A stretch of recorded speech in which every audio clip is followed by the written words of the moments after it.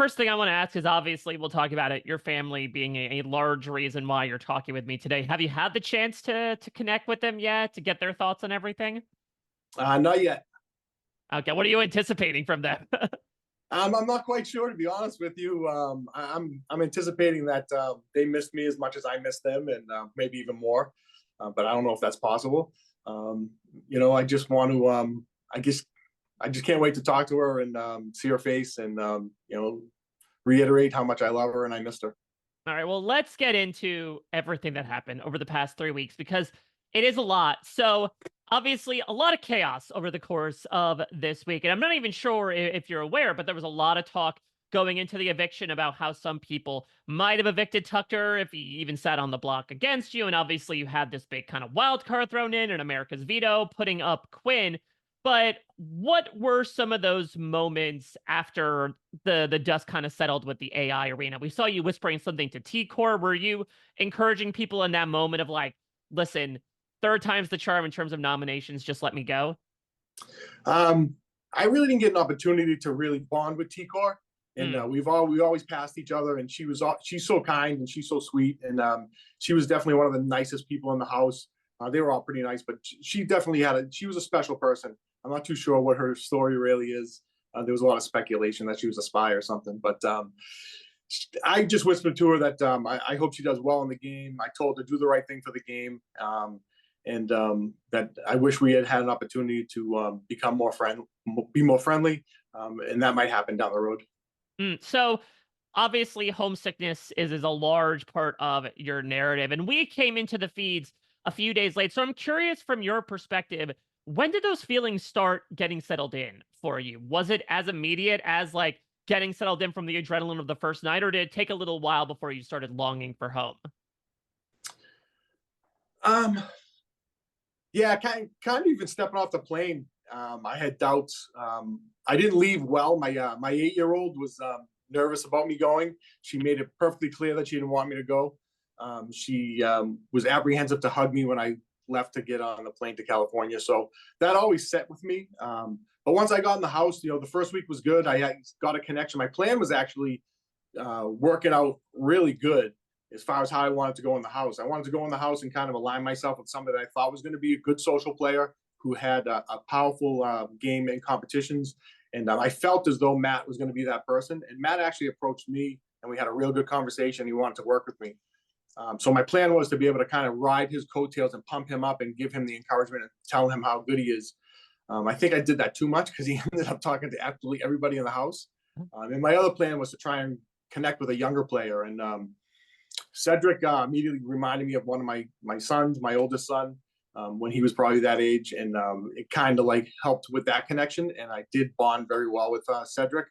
But I think after losing Matt and sitting next to him on the block and knowing that the house flipped like just as the competition was getting ready to start, that was difficult for me because I was like, oh, my plans, going so good, and now all of a sudden, one weekend and everything is I have to start from scratch.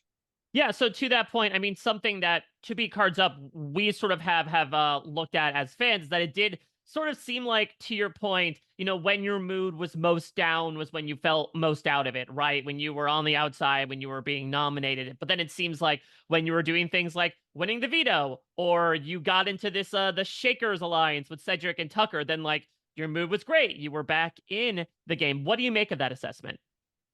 Um, I think a lot of people don't realize the amount of downtime that's in the house, Hmm. and you go fast for like 3 or 4 days between the veto competition or the HOH, the veto, and then noms and things like that. So there's a lot of moving and shaking that's going on in that particular part of the game, and your mind is not on family and not on other things. It's on the actual game. But then once you get out of the veto meeting, you get a lot of downtime and you have a lot of time to think. And there was so many people in the house. There really wasn't a lot of places to scheme and talk because no matter if you got together, you kind of would blow up your alliance. So you kind of tried to keep distance from people and not try and show all your cards during that time. And that made it difficult for me because that's when I started thinking about my family the most. Yeah, so I mean, you talk about moods changing coming out of the Vino meeting. Happened for a lot of people this time around. I mean, I'd love to hear from your perspective as someone that was in the room when Tucker approaches Cedric, for example, about this big plan to put Quinn up. And then you were also there when Cedric told Tucker, we don't have the votes, use the veto on yourself. Talk to me through your perspective as all those events unfolded at the veto meeting. Yeah, a complete roller coaster of emotions because although I appreciated the fact that Tucker was going to do that or wanted to do that to use the veto on Angela, um, I knew at that particular point in the game it was a week too soon, and we had just really started to bond with Cedric, Tucker, and I, and we were trying to get a fourth person into the alliance, whether it was going to be Cam or not. Um, so that was a roller coaster of emotions. And even at the out in the yard, we were working out that morning, and I said to Tucker, I go, "Are you sure you want to do this?" And he was like, "I'm doing it. I'm doing it." And I obviously I've known Tucker now for 2 weeks of every single day talking to him. You weren't changing Tucker's mind no matter what. You could have told him that there was absolutely 0 votes in the House for it, and Tucker wouldn't have changed his mind. But he really felt as though he could blow up Quinn's game. And Quinn was definitely playing hard, and he had alliances with just about everybody in the House. And I was actually trying to get him into the Shake 'em Up crew in a low key way, and he got me hook, line, and sinker when he was like, "Yes, let's do it." And the whole time he already had an alliance with Tucker, so that's kind of what blew it up too. When I sat down with Tucker and I told him that I talked to Quinn, Tucker was like, "I'm already in an alliance with him. I can't believe he's trying to now get an alliance with you." So that kind of like threw Tucker for a loop, and I think that kind of egged him on a little bit more and why he wanted to do what he did.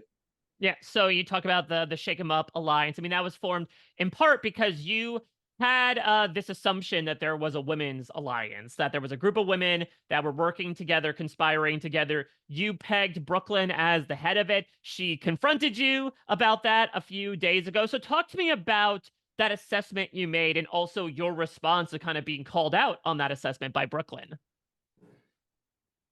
Yeah, I'm really not a confrontational person by nature anyway, but yeah, when Chelsea became the HOH, I definitely there was a lot going on in the HOH room. I situated my bed the whole entire game at between the 2 other bedrooms in the kind of like the open area, and I would just lay there some nights and just obviously thinking about my family and things like that. But I was always listening to what was going on and what people were saying, and I overheard a lot of whispers, and it was always with the girls. It was never with the guys, and I definitely came to that assumption. And Brooklyn was a strong woman. I knew that there was always trying to be girls' alliance as the season passed, and they never could keep it together. And same thing with the guys; they could never keep it together for some strange reason. But I knew that Brooklyn was strong enough, and she was old enough that she could probably hold those girls together. And I know I was right. And even when we kind of confronted each other about it, she was so angry about it that I'm like, she's too angry about it. Like she should have just played it off a little better. Like that just solidified that she had the alliance. Yeah, I mean, I would not say it was the strongest thing in the house necessarily, but to your point, you were sort of looking for something to glom onto based on these random observations you were listening in on.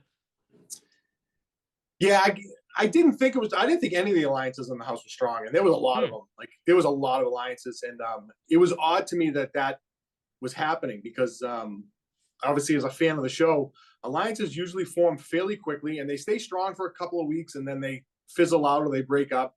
And I just found it hard to believe that there wasn't at least a 6 or 7 person alliance in the house. But everybody kept denying it. But I knew of all these the underdogs and a couple other ones, and I just found it hard to believe that there wasn't a bigger alliance. But I also knew that Mackenzie and Leah were kind of on the outs at the beginning, that they left them out of the flip on Matt. So they weren't too happy about that. So I knew it wasn't super strong, but I knew it was there. All right, last but certainly not least, I want to play a game with you, Kenney. I'm going to give you the name of a house guest that is currently in the house, and I want you to give me the first word or words that come to mind. How do you think about that? Let's do it. All right, well, let's start with a complicated one, starting off with a pretty hefty one, Angela. Emotional. How about the More, emo- aforementioned? Go ahead. yeah. Angela ended up being a very nice person. Her first HOH win, which I probably should have won, really spun her out of control, and I wasn't too happy about it because I'm not that type of person who, especially picks on people when they're not at their best. So I think her emotions were in the game different than mine. She's in a different point in her life than I am, but she did know how to control her emotions under pressure, and I think she went overboard where I kind of went underboard. All right, how about the aforementioned Brooklyn? Tough. How about Cam? Great guy. Cedric? Unbelievable. Chelsea? Sweetheart. Joseph? Uh, we really didn't get along too good. But he was hilarious. How about Chemo? Um, Chemo. Good guy. Leah? Like my daughter. She's sweet. Mackenzie? MJ? Athletic. Quinn? He's a beast. Rabina? Ball of fire. Keycore? Kind. And last but certainly not least for you, Tucker? Absolutely insane. Well, Kenney, thank you so much for taking the time to talk with me. I'm glad that you're in a better headspace, and I'm excited for if and when you get to see your family and get to watch it all from outside the house. But thank you so much for opening up to me today and giving me the truth, the whole truth, and nothing but the truth in a manner of speaking. It was great talking with you, man. Thank you, Mike. I appreciate you being a fan.